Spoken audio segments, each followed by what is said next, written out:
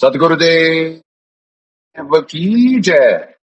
अग्नि पूर्ण ब्रह्म परमात्मा सर्वेश्वर बंदी छोड़ सत्सुकृत जी महाराज की जय तथा उपग्ने अगम पुरुष बंदी छोड़ मुनिंद्र जी महाराज की जय तथा उपग्ने अलग पुरुष बंदी छोड़ करुणामय जी महाराज की जय तथा उपग्ने सतपुरुष महेश्वर बंदी छोड़ कबीर साहेब की जय तथा उन्हीं के अवतार सदगुरु साहेब महेश्वर बंदी छोड़ कबीर रामपाल जी महाराज की जय तथा सतपुरुष जी अंश परम अक्षर पुरुष परमेश्वर बंदी छोड़ कबीर देव जी महाराज की जय तथा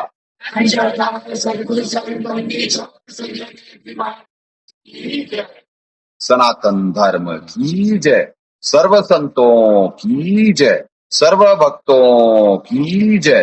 धर्मी पुरुषों की जय। श्री काशी धाम की जय। श्री करौथा धाम की जय।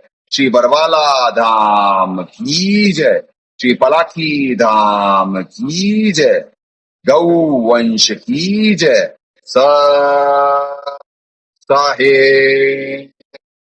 ओम नमो सतपुरुष को नमस्कार गुरु के नहीं सर्वधर्म साधुओं सर्वस्तीन सतगुरु साहेब संत सब दंडोतम प्रणाम। आगे पीछे मध हुए तिनको जा कुर्बान। निराकार निर्विषम काल जाल वैभंजनम निर्लेपम निज निर्गुणम अकल अनुपेशम गुणम। सोहम सुरति समापतम सकल समाना निर्तलय उज्ज्वल हीरंबर हरदमं बेपरवाह अथाह वार पार निमज्जतम। ग्रीव जो सुमरे सिद्ध होई गणनायक गलताना करो अनुग्रह सोई पारस पद परवाना। आदि गणेश मनाऊं गणनायक देवन देवा चरण कमल लो लाऊं आदंत करो सेवा। शक्ति संगीतम हृदय सिद्धि दाता सोई अवगत गुण अतीतम सत पुरुष निर्मोही जगदम्बा जगदीशम मंगल रूप मुरारी। तन मन अर्पों शीशम भक्ति मुक्ति भंडारी। सुर नर मुनि जन ध्यावे ब्रह्मा विष्णु महेशा शेष सहस मुख गावे पूज्य आदि गणेशा। इंद्र कुबेर सरीखा वरुण धर्म राय ध्यावे समरथ जीवन जी का मन इच्छा फल पावे। 33 कोटि अधारा ध्यावे से 88 उतरे बहुजल पारा कट है यम की फांसी। 33 कोटि अधारा ध्यावे से 88 उतरे बहुजल पारा कट है यम की फांसी।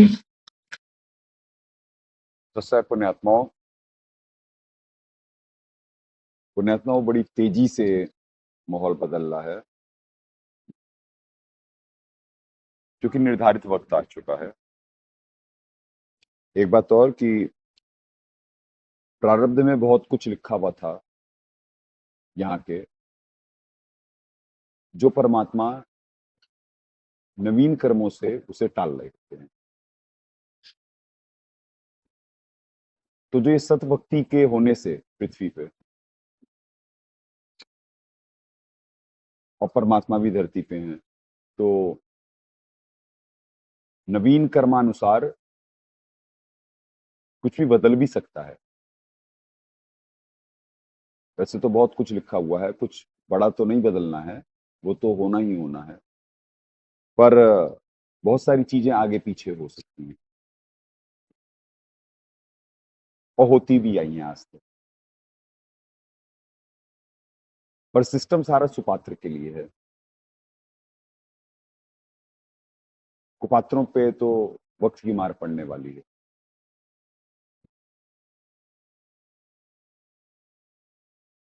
ये मनसा वाचा कर्मणा ईमानदारी की भक्ति है। भक्ति करे कोई शूरमा जाति वर्ण कुल कोय, सदगुरुदेव जी निर्देशित करे। वाणियों का हवाला दिए। जब वर्तमान में देखा जाए तो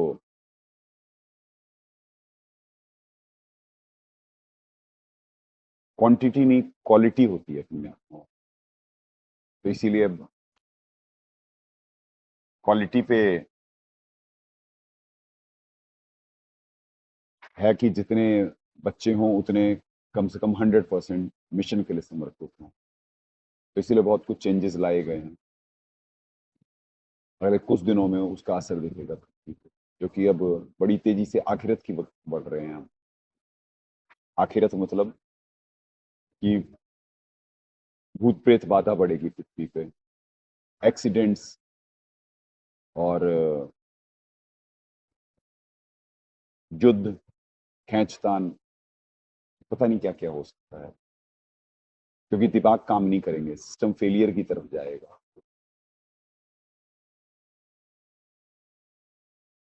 तो जो इस आश्रम को फुल प्रूफ करा जा रहा है कि बिल्कुल 100% सिर्फ भगत ही हो, यानी मन की खुराक वाले नहीं। इसीलिए आश्रम बिल्कुल ही, अब जैसे परमात्मा को जो भोग लगेगा वो भोग लगने के बाद जो होता है वो यहाँ पे गायों को दिया जाएगा और सिर्फ सारे बच्चे फलाहार पे ही रहेंगे, यानी टोटल सत्वगुण का उत्पादन 100% फुल फुल। जो नहीं है भगत वो जा भी सकता है, अभी उसके बाद आना तो मुश्किल हो जाएगा लोगों का कुछ दिन, क्योंकि जब वक्त की मार पड़ती है जीव तब भक्ति है और भगवान याद आते हैं। जब तक शरीर में जान है, जेब में पैसे हैं, अभिमानी अहंकारी जीव खुद को करता और होशियार समझता। तो जीव हार मानता नहीं, परमात्मा हरा के छोड़ते। और जब लग भक्ति से कामना तब लग निष्फल सेव, कहें कबीर वे क्यों मिले निष्कामी निज देव।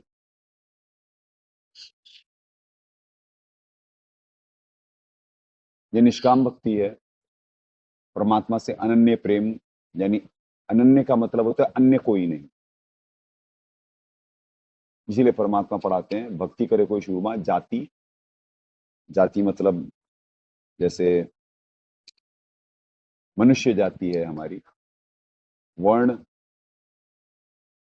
यानी आत्मिक दृष्टि से फिर देखेगा जी, जाति वर्ण, या यहाँ पे जो बनी हुई है कैटेगराइजेशन, वो वर्ण जैसे 4 वर्ण है, ब्राह्मण शूद्र क्षत्रिय और वैश्य।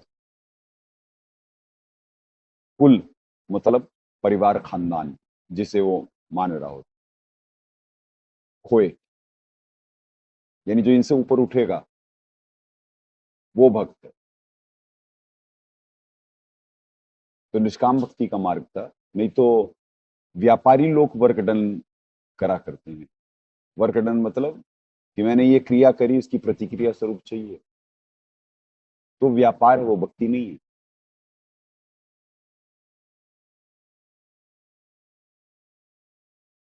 तो परमात्मा निष्काम भक्ति को पसंद करते हैं, जो धर्म के लिए कष्ट सहता है, संयमित होने का प्रयास कर रहा है, मन द्वारा इंद्रियों को काबू करने के लिए प्रयासरत है।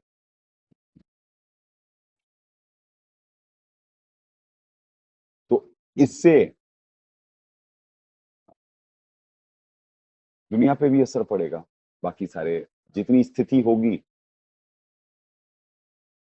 चूंकि नवीन कर्म जीव का कर्म करने का याद कर, कर्मण्य वाधिकारस्ते मां फलेषु कदाचन मां कर्म हेतु पूर्वा ते संगोस्तु कर्मणि।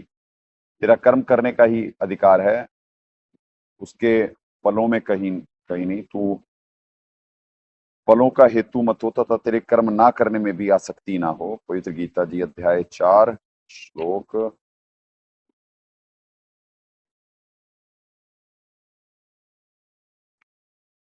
अभी दिखवा देते हैं।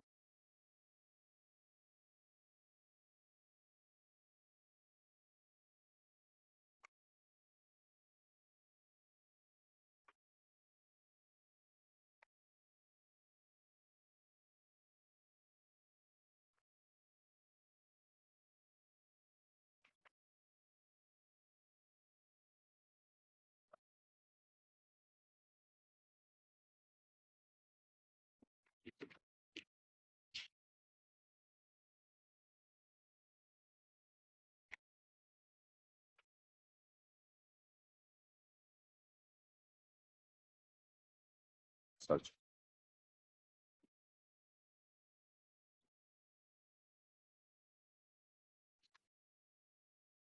गीता जी में भी यही निर्देशन है, तेरा कर्म करने का ही अधिकार है, फलों में नहीं, उसके फल का हेतु मत हो।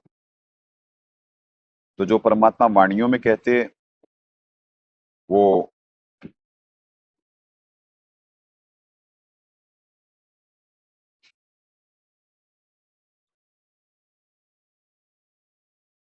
आ, श्लोकों में भी होता है पुण्यात्माओं, वो श्लोकों में भी होता है।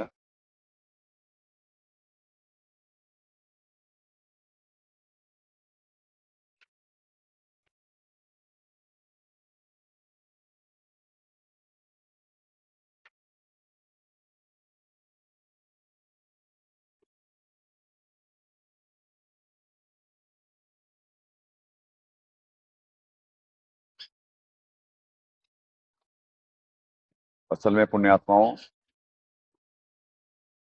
यहाँ पे दबाव बढ़ता चला जाता है,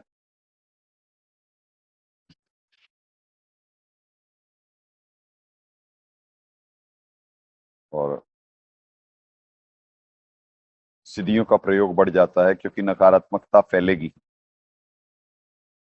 भूत प्रेत समस्या, हाँ भाई, दूसरे अध्याय पे ही आया हुआ है। ये देखिए पुण्यात्माओं, 247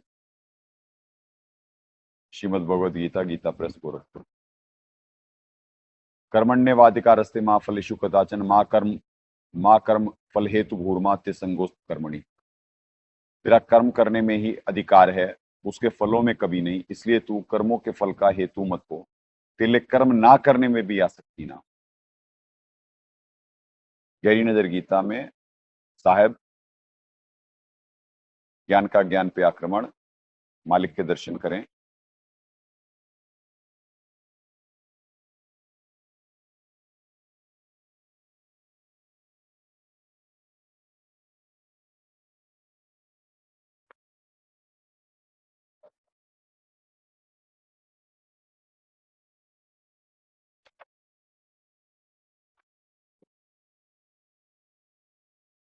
क्योंकि पुण्यात्माओं, बढ़े हुए जो परमात्मा ऐसे सत्वगुण का उत्पादन के लिए निमित्त बनाते हैं, उससे इन्हें तकलीफ होती है बहुत, नकारात्मक शक्तियों को।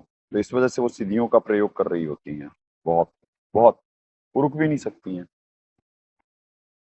वही श्लोक हमारे साहब अनुवाद करे हैं, तेरा कर्म करने में ही अधिकार है, उसके फलों में कभी नहीं, फलों में कभी नहीं, इसलिए तू कर्मों के फल का हेतु मत हो, तथा तेरे कर्म ना करने में भी आसक्ति ना हो। भगत जी, यहाँ पे पॉज कैसे हो गया है?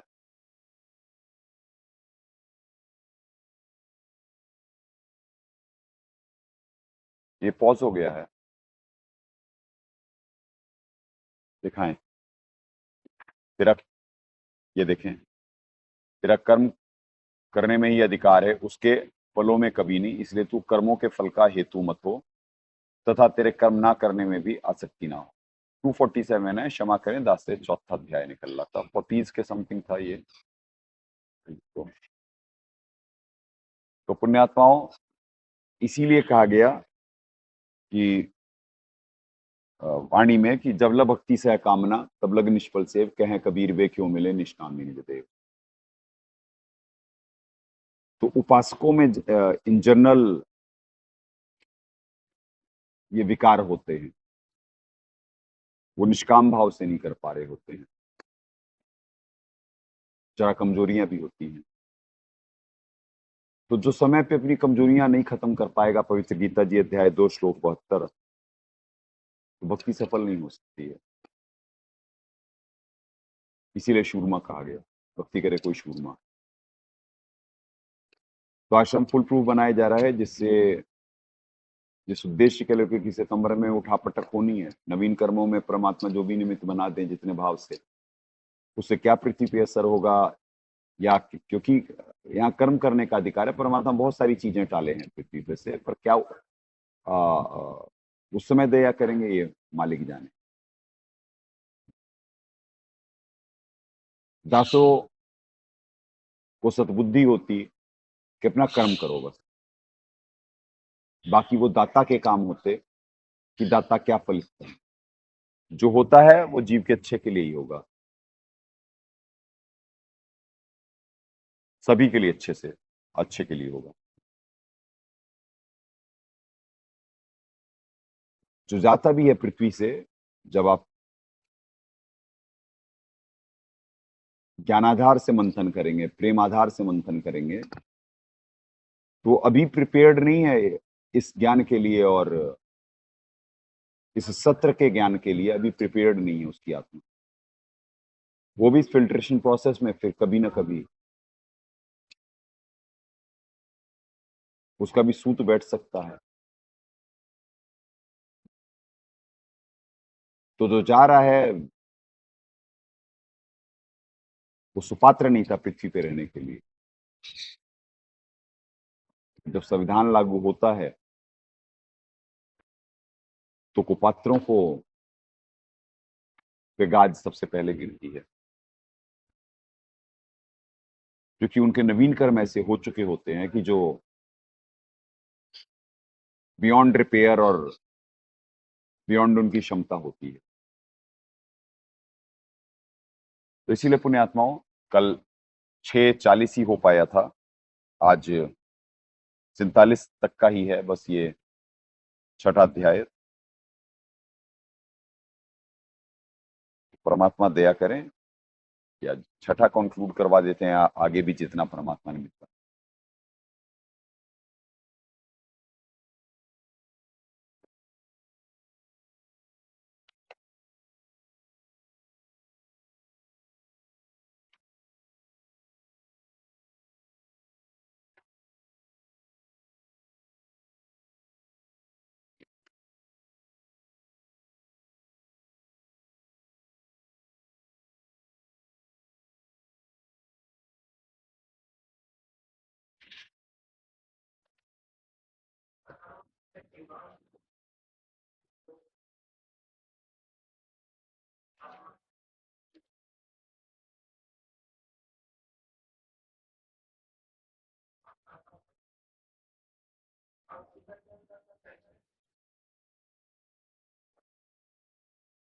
प्राप्य पुण्यकर्ताम लोकानुशित्वा शाश्वती समाः शुचीनाम श्रीमताम गेहे योग भ्रष्टो अभिजायते। योग भ्रष्ट पुरुष पुण्यवानों के लोकों को अर्थात स्वर्ग आदि उत्तम लोकों को प्राप्त होकर उनमें बहुत वर्षों तक निवास करके फिर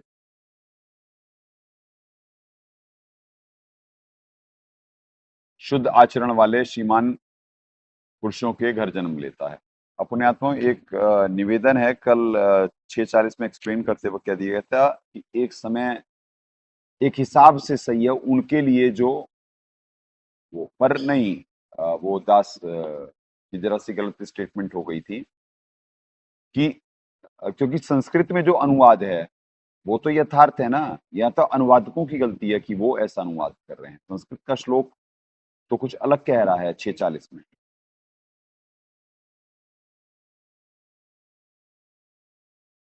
अब देखिए हमारे साहब ने जो अनुवाद करा था वो यथार्थ अनुवाद है।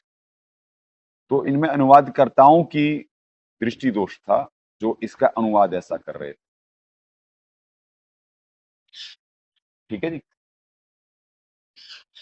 अब हमारे साहब इसका क्या अनुवाद करें हैं 41 का, ये देख 41। योग भ्रष्ट पुरुष 84 लाख योनियों के कष्ट के बाद। अब देखना संस्कृत वही है, पर देखिए कितना अर्थ में चेंज हो जाता है, क्योंकि गीता ज्ञानदाता संस्कृत में बोले, अर्थ निकालने वाले की गलती है ये। योग भ्रष्ट पुरुष 84 लाख योनियों के कष्ट के बाद पुण्य कर्मों के आधार से पुण्यमानों के लोकों को अर्थात स्वर्ग आदि लोकों को प्राप्त होकर उनमें वेदवाणी के अनुसार नियत समय तक निवास करके फिर शुद्ध आचरण वाले, अच्छे विचार वाले श्रेष्ठ व्यक्तियों के घर जन्म लेता है। नीचे वाले श्लोक 43 में कहा गया ऐसा जन्म दुर्लभ है। ये देखते जाना पुण्यात्माओं।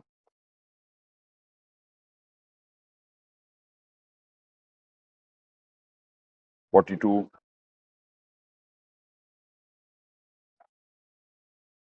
अथवा योगिनाम एव कुले भवती धीमताम एतत् ही दुर्लभतरम लोके जन्म यत ईदृशम। अथवा वैराग्यवान पुरुष उन लोगों को ना जाकर ज्ञानवान योगियों के ही कुल में जन्म लेता है, परंतु इस प्रकार का जो यह जन्म है संसार में निसंदेह अत्यंत दुर्लभ है। वहां उस पहले शरीर में नहीं, दुर्लभ है। 42 ये देखें,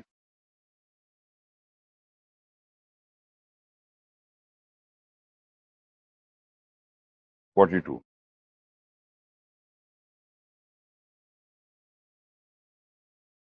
अथवा ज्ञानवान योगियों के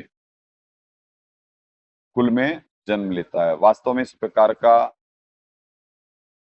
जो यह जन्म है सो संसार में निसंदेह अत्यंत दुर्लभ है। 43, पुण्यात्माओं इसमें तो बस सीधे सीधे श्लोक हैं, इस वजह से निमित्त नहीं बनवा रहे हैं परमात्मा, नहीं तो जिस श्लोक में परमात्मा प्रेरणा करेंगे उसमें बहुत अच्छे से एक्सप्लेन करने के लिए निमित्त बनाएंगे कि जिससे आपके कॉन्सेप्ट क्लियर हो। तो सीधे सीधे हैं। तत्र तम बुद्धि संयोगम लभते वौर्य देहिकम यतते च ततः भूय संसिद्धो कुरु नंदन।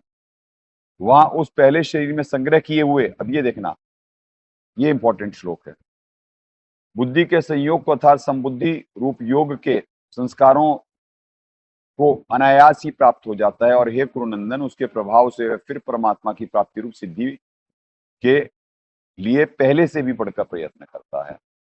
अब बात समझना कि ये क्या है जो आपको बताया गया कि फिल्ट्रेशन प्रोसेस है। आत्मा पिछले जन्मों में जहां से भक्ति खत्म करती, अगले जन्म में वहीं से शुरू करती है।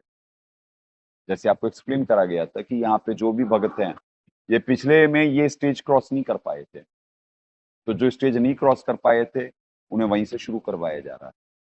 जो लोग स्टेज क्रॉस कर चुके थे ये वाली, पर उसके बाद भी भक्ति कंप्लीट नहीं हो पाई, वो बाद में आएंगे, पर ये स्टेज क्रॉस कर चुके थे, अपने विकारों का त्याग नहीं कर पाए। तो जो जहां पे अपनी भक्ति जिस जन्म में जहां से छोड़ता अगले जन्म में उससे आगे से वहीं से बढ़ता है। अब आगे बढ़ना या प्रमोशन या डिमोशन ये उसके नवीन कर्मों पर डिपेंड करता है। आत्मा किन गुणों का संग करती है, गुणों का संग ही जीव की अच्छी बुरी योनियों का कारण होता है। तो ये स्पष्ट है इस श्लोक से कि जहां आध्यात्मिक यात्रा खत्म करेगा वहां उससे आगे बढ़ेगा, यानी प्रोग्रेस हो रही होती है, बशर्ते नवीन कर्मों में तत्परता हो और वो हो। ये भी है यहीं पे गीता जी में ही कि क्या कहते हैं कि स्वभाववश जीव, यानी जैसे दो तो वैसे स्वभाव हुए, संत स्वभाव और क्या कहते हैं राक्षस स्वभाव। तो जो जैसे स्वभाव का होता है और फिर इनमें आत्मा उसके जिन गुणों का मैक्सिमम संग करती है, जैसे सब जो संत स्वभाव का वो सतोगुणी ही होगा, और जो राक्षस स्वभाव का होगा उसमें किसी में रजोगुणी ज्यादा होता है, कोई तमोगुणी ज्यादा होता है, एक प्राइम होता है, एक सब चल रहा होता है। तो वो अपने पिछले स्वभाव को जो परिवर्तित नहीं कर पाता अभी नवीन के भक्ति कर्म से, तो फिर अपने स्वभाव को ही प्राप्त होता है। तो ये अपॉर्चुनिटी होती है नवीन कर्मों की कि वो अपने स्वभाव को परिवर्तित कर सके। और यहाँ पे गीता जी के गुण श्लोकों से वो अपने को आइडेंटिफाई कर सकता है कि वो उसका स्वभाव किस प्रकार का है। यहाँ पे एक एक चीज बड़ी एक्सप्लेन करी गई है इन डिटेल्ड, सतोगुणी, रजोगुणी, तमोगुणी, बहुत डिटेल्ड है, भोजन से लेकर के, व्यवहार से लेकर करके, विचार से लेकर करके सब कुछ। तो इसलिए ये अनमोल ग्रंथ, एक ही ग्रंथ पर्याप्त है जीव को तत्व ज्ञान समझाने के लिए, बशर्ते जीव ग्रहण करने की क्षमता हो और ये ना कहे कि ये हिंदुओं का है, हम इसे मुस्लिम नहीं समझ सकते। हिंदू का कोई कॉपीराइट नहीं है, सारे ग्रंथ समस्त मानवता के लिए, भक्ति समझने के लिए, महाकाल के जाल को समझने के लिए, पूर्ण परमात्मा के प्रेम और ज्ञान के मार्ग को समझने के लिए। 43, यदि वहां वह पहले शरीर में संग्रह किए हुए बुद्धि के संयोग को अनायास ही प्राप्त हो जाता है और हे कुरुनंदन उसके पश्चात फिर परमात्मा की प्राप्ति रूप सिद्धि के लिए प्रयत्न करता है। अब पुण्यात्मा जैसे जो 84 लाख योनियों से आ रहा होता है, आपने देखा होगा कई मजदूर भाइयों को, कई मेहनती भाइयों को, जो यानी उनमें भक्ति के वो गुण कम होते हैं, उन्हें भक्ति पे लगाया भी जाए तो बहुत कठिनता से लग पाते हैं, समझ में नहीं आ रही होती है। तो ये आध्यात्मिक यात्रा है जो जहां पे खत्म करेगा, क्योंकि उस योनियों से ला कर करके जब लगातार कुछ मनुष्य जन्म मिलते चले जाते हैं लगातार, तब जीव जा कर करके कुछ भक्ति की समझ आ पाती है, इंसान बन पाता है। नहीं तो 84 लाख योनियों के बाद आने के बाद से बड़ा कठिन होता है कि भक्ति पे लग जाए।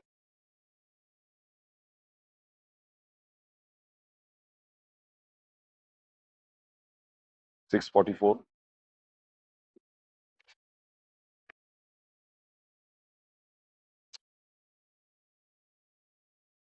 पूर्वा व्यासेन तेन एव ह्रियते कि अवश्य अपि से जिज्ञासु अपि योगस्य शब्द ब्रह्म अतिवर्तते।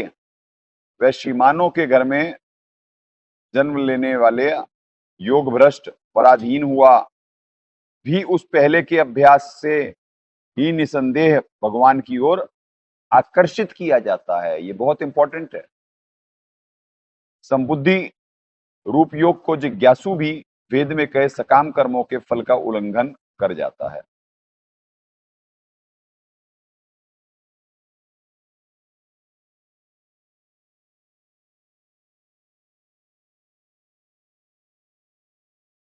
वह पथभ्रष्ट साधक स्वभाव वश विवश हुआ।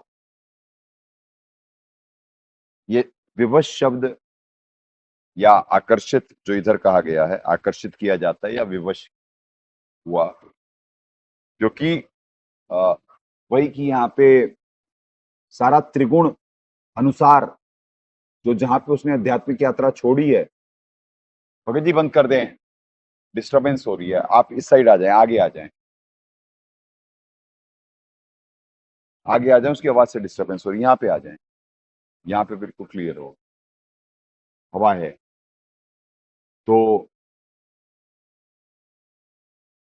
वो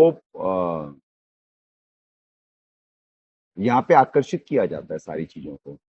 यहाँ पे सारे कर्म एक नियम अनुसार हो रहे होते हैं, अच्छे भाव बुरे भाव, और वो भी स्वभाववश और एक प्रीफिक्स मोड जो है यहाँ पे, यानी ये काम होता है देवताओं का। जैसे आपने सुना कि वनवास होना था तो मंथरा को निमित्त बनना ही बनना था, कैकेयी को निमित्त बनना ही बनना था।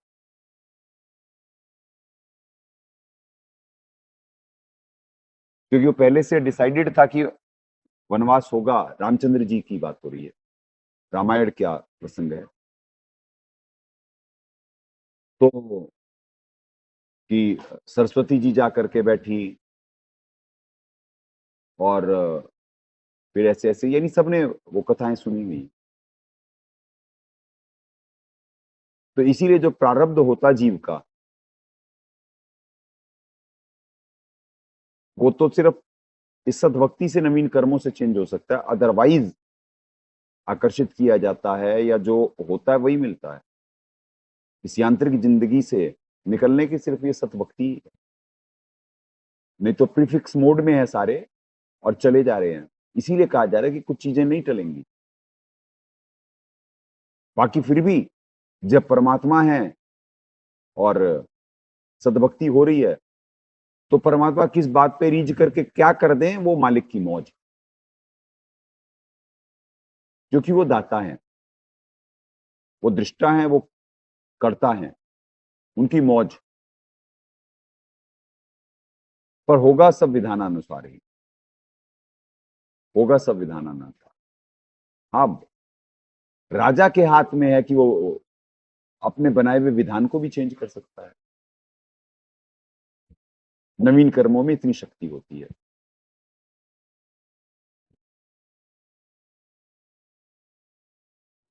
रिझाना होता है, ईमानदार मनसा वाचा कर्मना बनना होता है।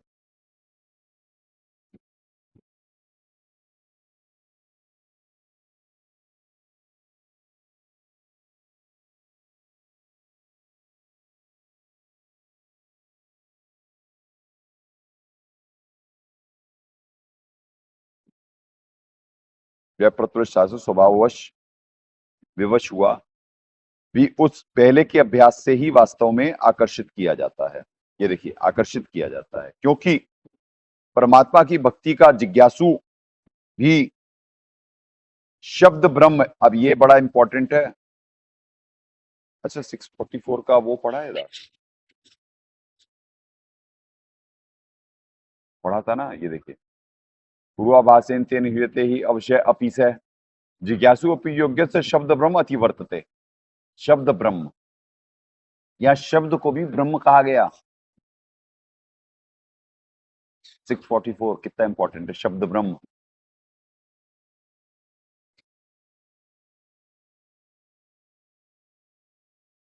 जैसे पवित्र उसमें भी, गुरु ग्रंथ साहिब में भी शब्द गुरु कहा गया।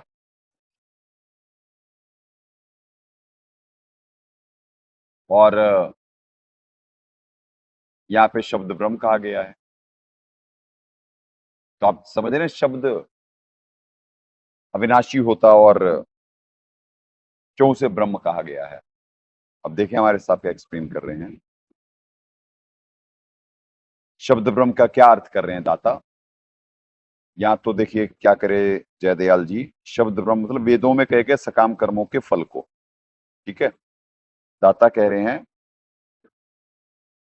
परमात्मा की भक्ति विधि जो सदग्रंथों में वर्णित है, उस विधि के अनुसार साधना करने ना करके, पूर्व के स्वभाववश विचलित होकर वास्तविक नाम का जाप ना करके, प्रभु की वाणी रूपी आदेश का, ये है शब्द ब्रह्म मीन्स प्रभु की वाणी रूपी आदेश का, ये है पॉइंट। बस सिर्फ ये है, प्रभु की वाणी रूपी आदेश का,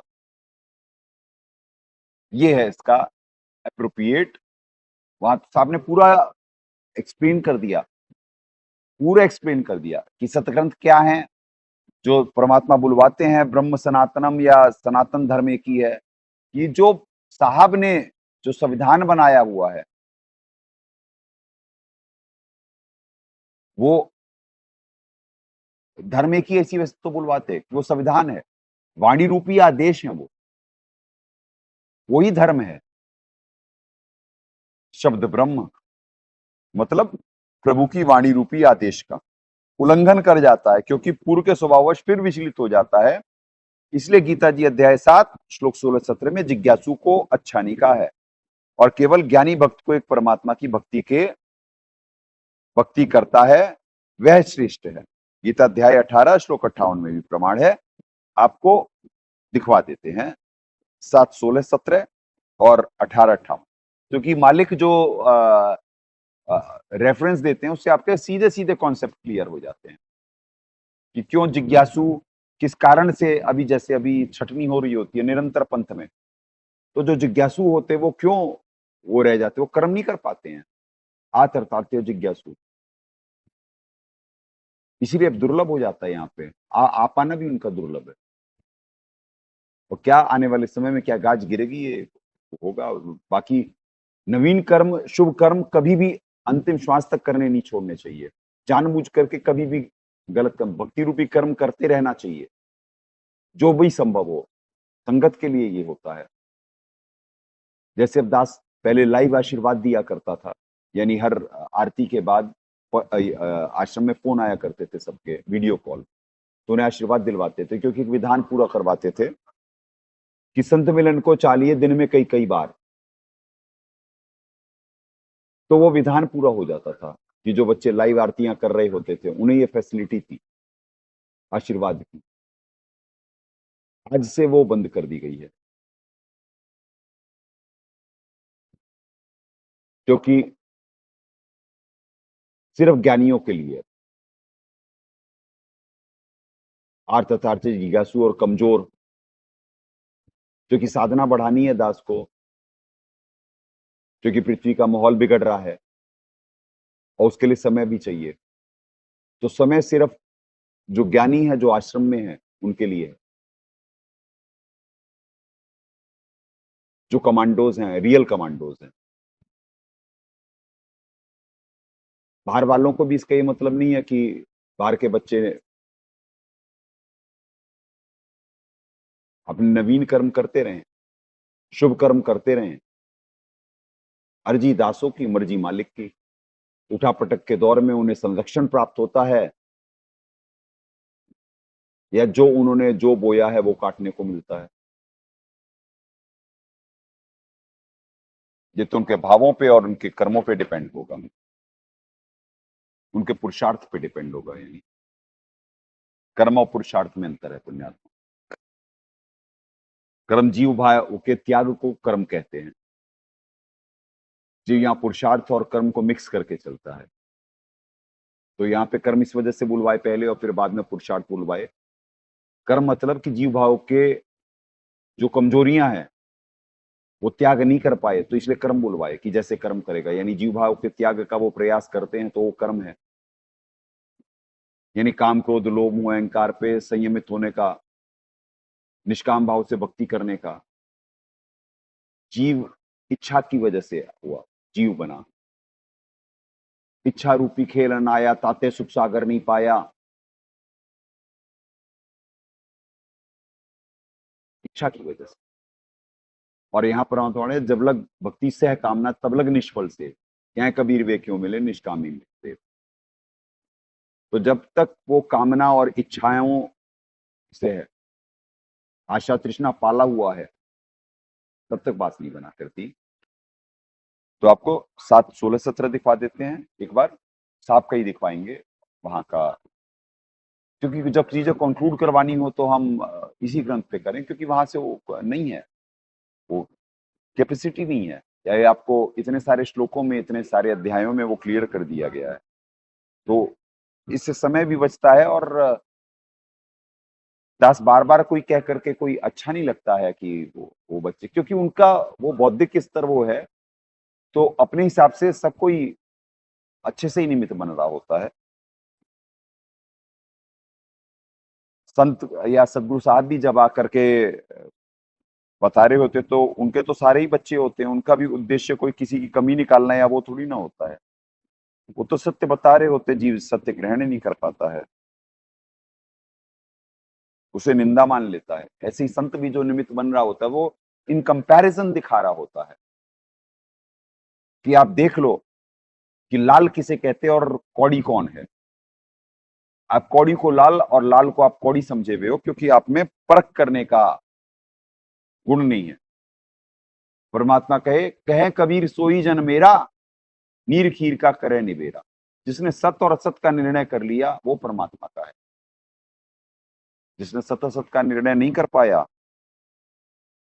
वो महाकाल जी का है, स्पष्ट है। तो विधानानुसार जो महाकाल जी का है वो महाकाल जी के उसमें रहे, फेयर गेम।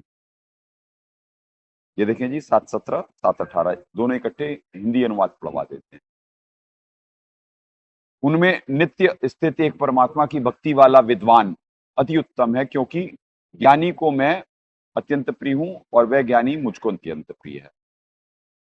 17 अब ज्ञानी उन्हें क्यों प्रिय है? क्योंकि वो जो सद्भक्ति के लिए निमित्त बन रहा होता है, ज्ञानी तो सिर्फ सद्भक्ति होता, योगी ही होता, और तो कोई होता ही नहीं।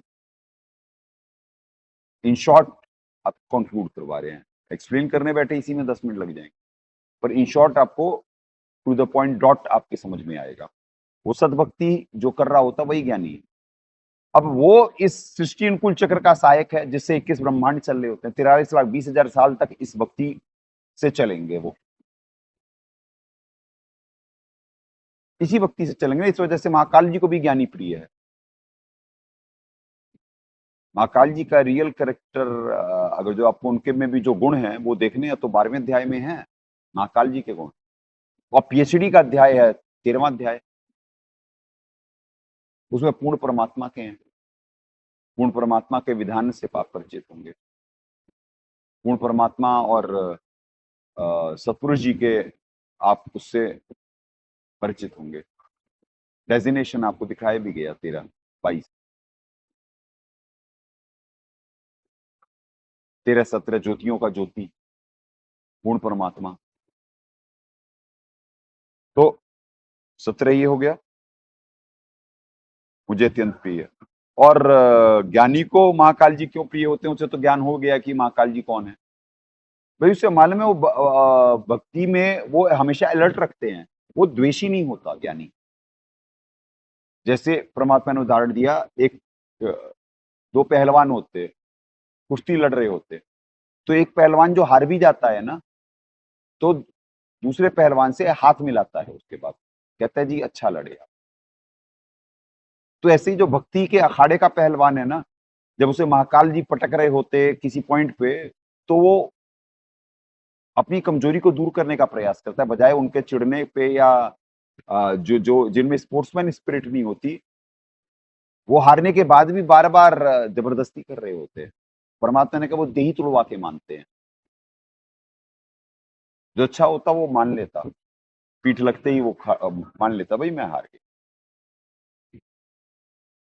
तो भक्ति में भी वो कि भाई कि वो सहायक ही तो है के हिसाब से आपको अलर्ट हमेशा रखते हैं वो, बाकी वो तो उनका स्वभाव और उनके कर्म। भगत बड़ा ऑप्टिमिस्टिक और पॉजिटिव होता है, वही ज्ञानी हो सकता है।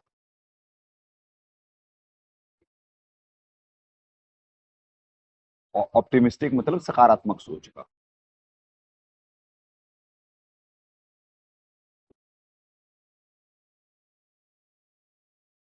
क्योंकि मेरे विचार में ये सभी ज्ञानी आत्मा उदार हैं, परंतु वह मुझ में ही लीन आत्मा मेरी अति घटिया मुक्ति पे ही आश्रित है। अब वहां पे नहीं लिखे ये अनुतमाम गतिम, ठीक है जी। अब ये उन ज्ञानियों की बात हो रही है कि जिन्हें तत्व ज्ञान से परिचित नहीं है, ये श्लोक में, कि जो महाकाल जी को ही पूर्ण परमात्मा मान के कर रहे होते हैं, ओम को ही वो मान के जप रहे होते हैं।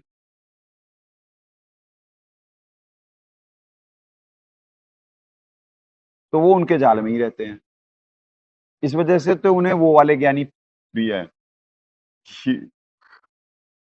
कि भैया है तो उदारी है, एक परमात्मा की भक्ति करना चाह रहा है, पर तत्व ज्ञान से परिचित नहीं, इसलिए है मेरे जाल में ही और मेरी अति घटिया मुक्ति में है। अनुतमाम गतिम, जिसे अति उत्तम अति श्रेष्ठ कह दिया गया है जयदयाल गोविंद जी ने एवं अन्य अनेक अनुवादकों ने भी। कॉपी कैट है सारे। 7, 17, 18 जो साहिब ने बताया था वो क्लियर हो गया। आपको 18 का 58 दिखवा देते हैं।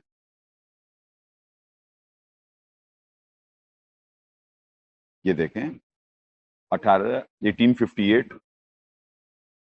1858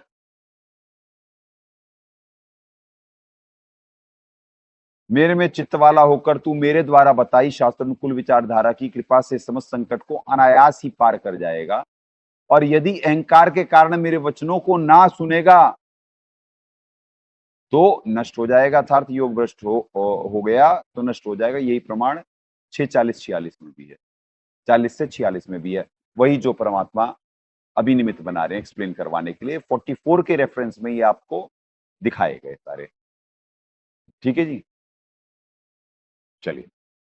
मेरे में चित्त वाला होकर तू मेरे द्वारा बताई शास्त्रपूर्ण विचारधारा से की कृपा से समस्त संकटों को अनायासी पार कर जाएगा, और यदि अहंकार के कारण मेरे वचनों को ना सुनेगा तो नष्ट हो जाएगा, योग भ्रष्ट हो जाएगा।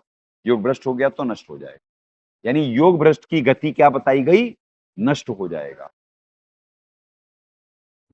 जयदयाल जी का इसमें देख लेते हैं 1858 में क्या कह रहे हैं।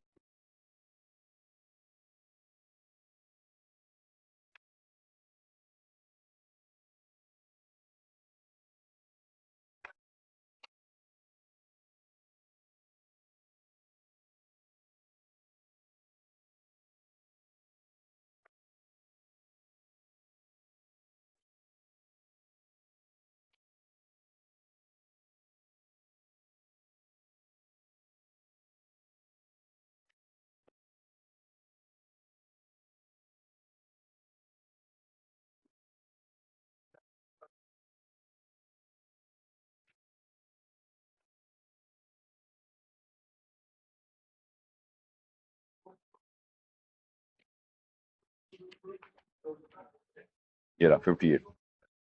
मुझ में चित्त वाला होकर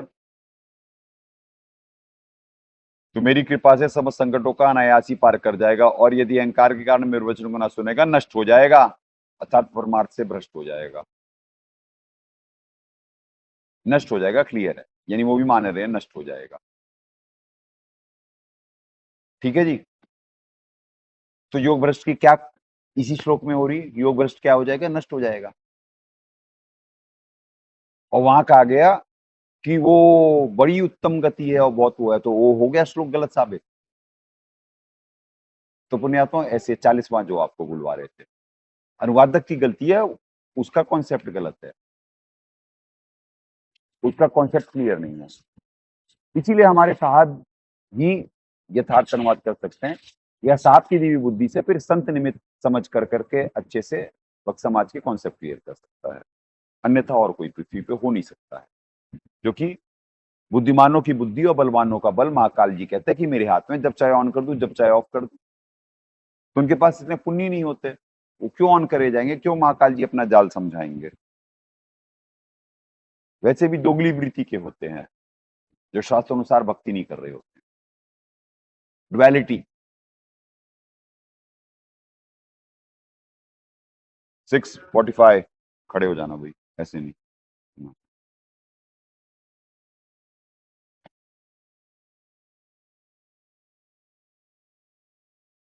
प्रत्ययात यतमान है तू योगी संशुद्ध किलबिषे अनेक जन्म संसिद्धि तथा याति पराम गतिम।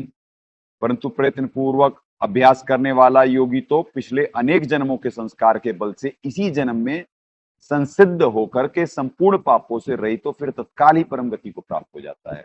आ गया कि नवीन कर्मों में क्या जो प्रयास कर रहा है निरंतर, करत करत चरत चरत अभ्यास जड़मत हो तो सुजान, चरत करत करत अभ्यास जड़मत हो तो सुजान, रामायण।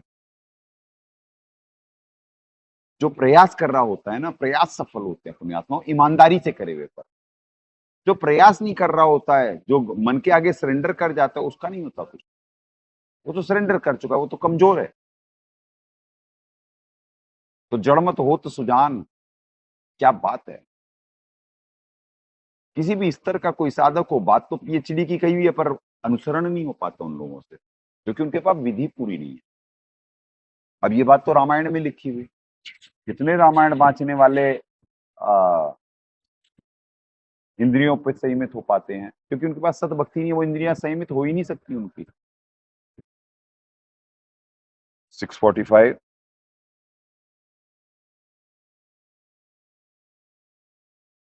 इसके विपरीत शास्त्रानुकूल साधक जिसे प्रभु का आश्रय प्राप्त है वह संयमी यथार्थ मन वश किया हुआ। देखे ये दाता कैसे उसे एक्सप्लेन कर देते हैं। इसके विपरीत शास्त्र अनुसार जैसे प्रभु का आश्रय प्राप्त है वह संयमी अर्थात मनवश किया हुआ प्रयत्नशील सत्य भक्ति के प्रयत्न से अनेक जन्मों की भक्ति कमाई से भक्त पाप रहित होकर तत्काल उसी जन्म में श्रेष्ठ मुक्ति को प्राप्त हो जाता है। ठीक है, क्लॉज बता रहा है, संविधान बता रहा है, आप एक जन्म में ही स्किप करके अक्षर पुरुष का लोक भी, ये लोक भी, आप सीधे जाना तो पड़ेगा वहीं पे, क्या नाम है, जहां से आप आए हो, सचखंड,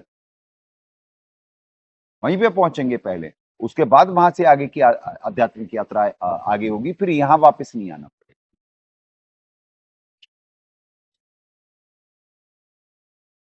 समझे पुण्यात्माओं, संविधान कह रहा है। तो है नवीन कर्मों में इतना, एक ही जन्म में जीव पार हो सकता है।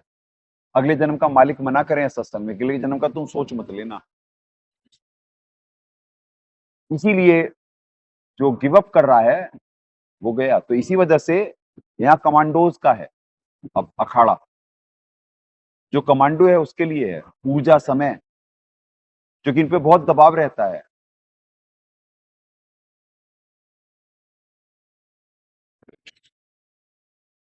इन पे बहुत दबाव रहता है, असंख्य जन्म के पाप होते इन पे लगातार डाले जा रहे होते हैं, जो कि ये अच्छा प्रयास कर रहे होते हैं, इनका उद्देश्य भक्ति करना होता,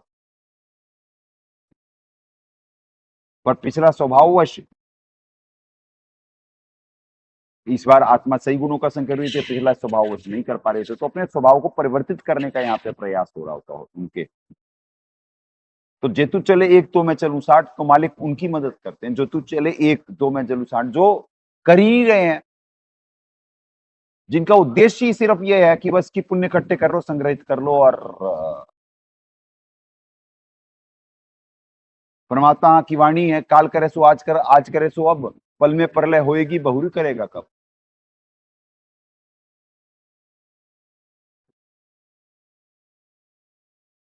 यानी अगर जो इस जन्म में नहीं कर पाए आप, तो फिर कब, अगले जन्म का जो सोच लिया वो गया। इसीलिए शुरमक आ गया।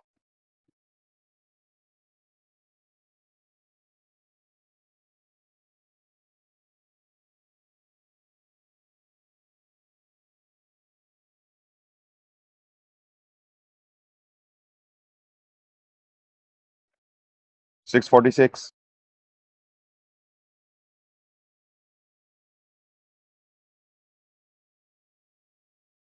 इधर करो।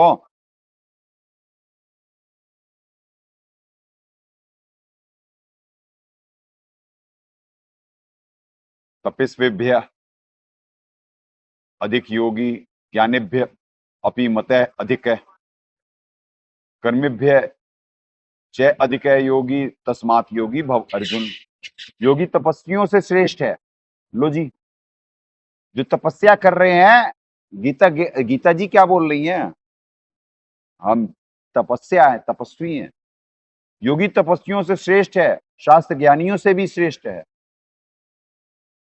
माना गया है, और सकाम करने वालों से भी योगी श्रेष्ठ है। लो जी, पढ़ लो, पीएचडी का श्लोक है, पीएचडी का श्लोक है 646। योगी तपस्वियों से श्रेष्ठ है, शास्त्र ज्ञानियों से भी श्रेष्ठ है, जो बाँचते रहते पर शास्त्र तोते की तरह पढ़ रहे हैं, गुण नहीं रहे कि क्या भेद है शास्त्र में, उसे अपने आचरण में ले आए। इसलिए जी प्रवृत्ति और निवृत्ति जो श्लोक था, कि ये प्रवृत्ति भी नहीं जानते कि किस साइड प्रवृत्त होना है, what to choose and what to leave, या क्या निवृत्त होना है, किस चीज को क्या त्यागना है, नहीं करना है जो, और क्या प्रवृत्त किस साइड अपनी दिशा को मोड़ना है, उस साइड अपनी प्रवृत्ति बनानी है, अपना स्वभाव चेंज करना है, अपने आत्मसात करनी है कौन सी चीज। तो प्रवृत्ति और निवृत्ति को भी नहीं जानते जी, कहां से क्या होगा। तपस्वी यहाँ पे बने हुए हैं, सारे सारे तप करते हैं। ब्रह्मा जी, विष्णु जी, शिव जी, सारे तपस्वी होते हैं। तब से राज राजमंदमानम, जन्म तीसरे शुक्र स्वानम, मालिक की वाणी। तब से राज बनेंगे, राज से अभिमान होगा, मदमानम। जन्म तीसरे कुत्ता, शुक्र और स्वान, कुत्ता और शुक्र, शुक्र स्वानम, सुअर और वो। और इन शास्त्र ज्ञानियों का सुन लो, जो सुअर होते हैं ना, सुअर की योनि में जाते हैं। वो जो नकली गुरु होते हैं ना, ये सुअर की योनि में प्राप्त करते हैं। इनमें मैक्सिमम जो जातीय अहंकार वाले कहते हैं ना कि हम ब्राह्मण, तो पढ़ लें जरा, पढ़ लें। उसमें सारा गरुड़ पुराण में बहुत कुछ लिखा है। क्यों गरुड़ पुराण वो मरने पे ही पढ़ाते भाई, और गरुड़ पुराण शॉर्ट वाला क्यों पढ़ाते? पूरा गरुड़ पुराण का पाठ कर दो, मालूम पड़ जाएगा, सारी पोल खुल जाएगी। अपने अपने मतलब के श्लोक बोल देते और अपनी फीस लेकर के कोने जाते, वही सुअर बनते। तो पुण्यात्मा बड़ा फेयर गेम है। जब समझ में आ जाए जीव के ना, तो यहाँ पे सिर्फ बुढ़ापे और मृत्यु के कसे छूटने का यत्न करेगा। अगला अध्याय आ रहा है, सातवां पीएचडी का अध्याय है इस ज्ञान विज्ञान को समझने का। वो भी सातवें में सारे कॉन्सेप्ट क्लियर हैं। यानी वैसे तो पीएचडी के बारे में 13वें अध्याय में मालूम पड़ेगा, यानी कि ज्ञान विज्ञान समझ में आएगा। परमात्मा का क्या ज्ञान है, परमात्मा कौन है, अलग हैं वो सबसे। और वैसे 7वां अध्याय कंक्लूड इस जाल को समझने के लिए बड़ा आसान है। यानी महाकाल के जाल को समझने के लिए सबसे इंपॉर्टेंट अध्याय 7वां है। 747 इस अध्याय 647 इस अध्याय का लास्ट श्लोक। योगिनाम अपि सर्वेशाम मदगतेन अंतरात्मना श्रद्धावान भजते ये माम से में योग युक्त में मतः। संपूर्ण योगियों में भी जो श्रद्धावान योगी मुझ में लगे हुए अंतरात्मा से मुझको बचता है, वह योगी मुझे परम श्रेष्ठ मान्य है। अब ये देखिए क्या यहाँ पे एक्सप्लेन कर रहे हैं। ये जो मालिक अपनी वाणियों में कहता है, ऊपरली बर्बाद है जब मारेगा फेंट। कोई सुमरन कर रहा है और कसक नहीं है। तो ये कह रहे हैं गीता ज्ञानदाता महाकाल जी, जो मुझको निरंतर बसता है। क्योंकि कोई भी भक्ति ओम से शुरू होती है यहां पे शास्त्रों अनुसार, उससे नीचे की तो भक्ति ही नहीं है, उससे नीचे की तो भक्ति ही नहीं है। तो पुण्यात्माओं, वो जो भजेगा ना श्रद्धावान योगी, मुझ में लगे हुए अंतरात्मा से भजेगा। वो जब सुमरन कर रहा होता है ना, तो जो मालिक सूक्ष्म वेद की वाणी में के ररंकार, तो वो योगी उन्हें भी परम श्रेष्ठ मान्य है, जो भाव से कर रहा है। नहीं तो मालिक का निर्देशन है कि ऊपरली बर्बाद है जब मारेगा पेट। कोई भी क्रिया, खड़े हो जाओ। अब देखिए पुण्यात्माओं, यही होता है, दास कह रहे हैं ना कि सिद्धियों का बड़ा प्रयोग हो रहा होता है। तो ये लाइट जो है ये इसी समय स्पेशल कर दी जाती है, आप देख रहे होंगे। जबकि हिमाचल में सबसे ज्यादा बढ़िया बिजली का हिसाब किताब था, पर वर्तमान में जैसे आपको बोल रहा है दास की, पाप बढ़ते जा रहे हैं और यहाँ पे षड्यंत्र और वो सब बढ़ते जा रहे होते हैं। तो इस समय अब यहाँ पे इतने सूक्ष्म जीव हैं कि वो नहीं करने दे रहे होते। वो ये महाकाल जी के ड्रोन है ना, जो भेज करके डिस्टर्ब करे जा रहे होते हैं। ये फैक्ट है। आराम से, आराम से, बहुत आराम से। देखिए ड्रोन उड़ गया ना। उम्मीद थी कि वो उड़ेगा, वो उड़ने वाला है। देखिए ये है खेल। 647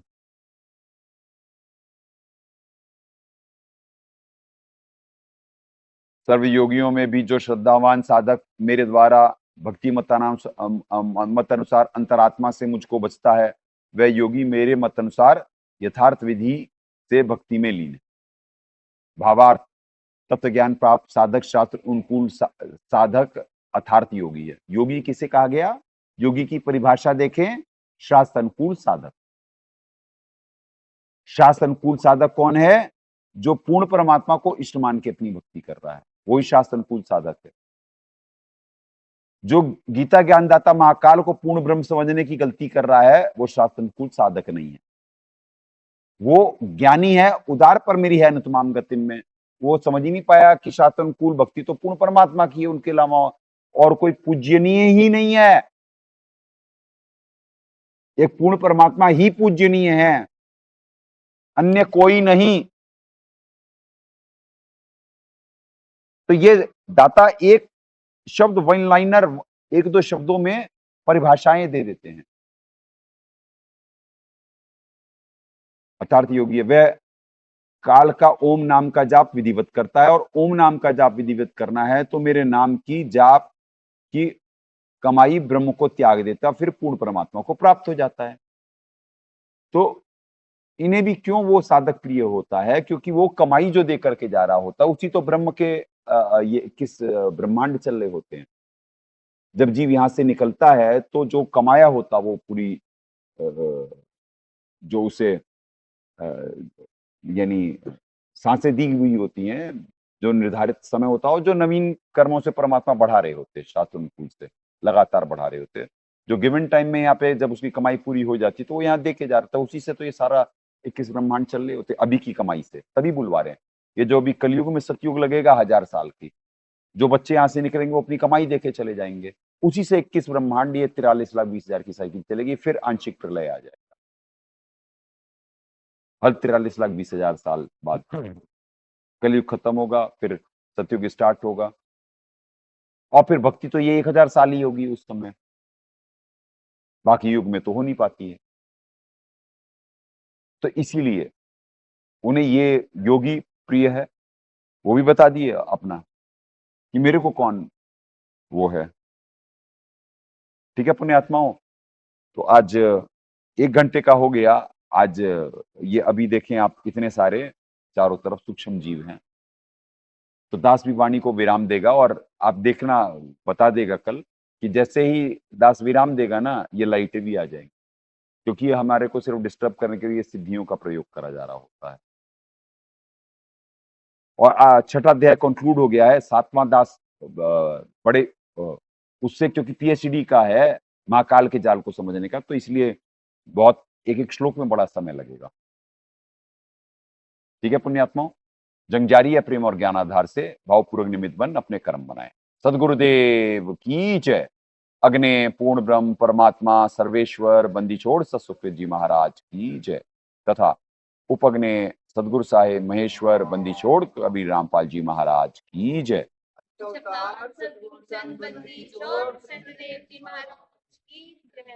सनातन धर्म की जय। सत साहेब।